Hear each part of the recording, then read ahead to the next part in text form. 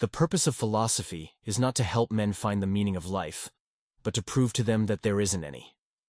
These are the words of Dr. Simon Pritchett, a professor of philosophy, and they capture the spirit of the intellectuals who claim to be above mere commerce, while living off the products of the very industries they despise. Previously, at the Rearden party, Francisco dropped his mask and delivered the money speech.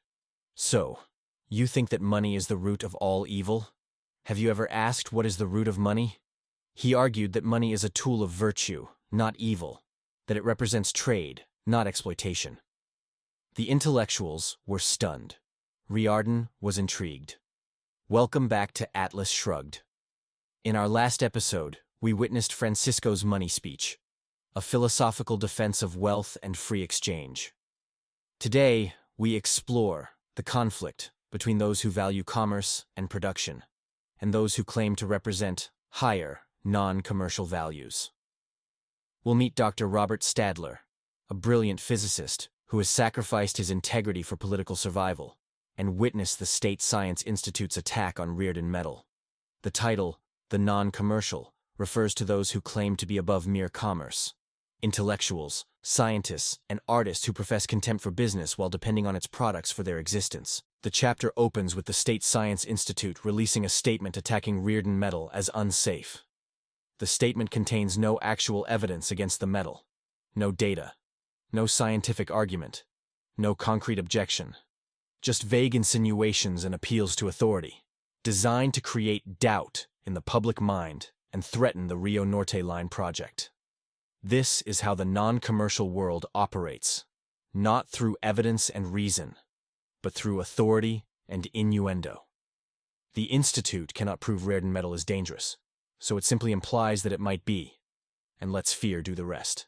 Dagny goes to confront Dr. Robert Stadler, the brilliant physicist who heads the State Science Institute. She hopes that this man, once considered one of the greatest scientific minds of the age, will speak the truth about Rearden Metal. What she discovers is devastating.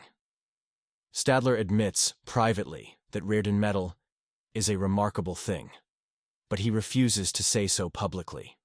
Stadler represents the tragedy of genius without integrity.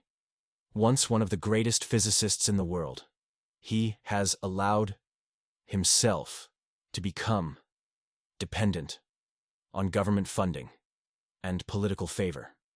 He has traded his independence for security, and now he must serve political masters rather than truth.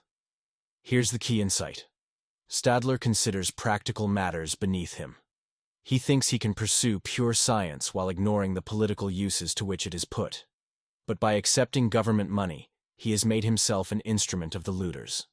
His contempt for the practical has destroyed his ability to be impractical. The chapter explores a deeper philosophical conflict, the contempt that intellectuals have for commerce and production.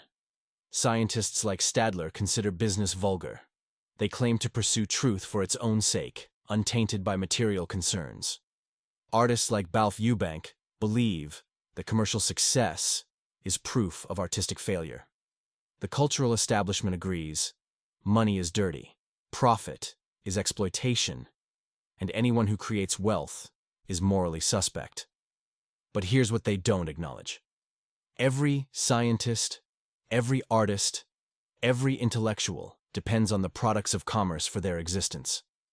The food they eat, the buildings they work in, the tools they use, all created by the businessmen they despise. The non-commercial class is parasitic on the commercial. They cannot exist without producers, yet they claim moral superiority over those who feed them. Let's recap what we learned today. The State Science Institute attacks Rearden Metal with vague insinuations rather than evidence, revealing how the non-commercial world operates through authority rather than reason. Dr. Robert Stadler, once a brilliant scientist, has sacrificed his integrity for government funding. He knows Rearden Metal is safe, but refuses to say so publicly. The intellectual establishment's contempt for commerce is parasitic. They depend on producers while despising them. And the attack on Rearden Metal is part of a larger pattern.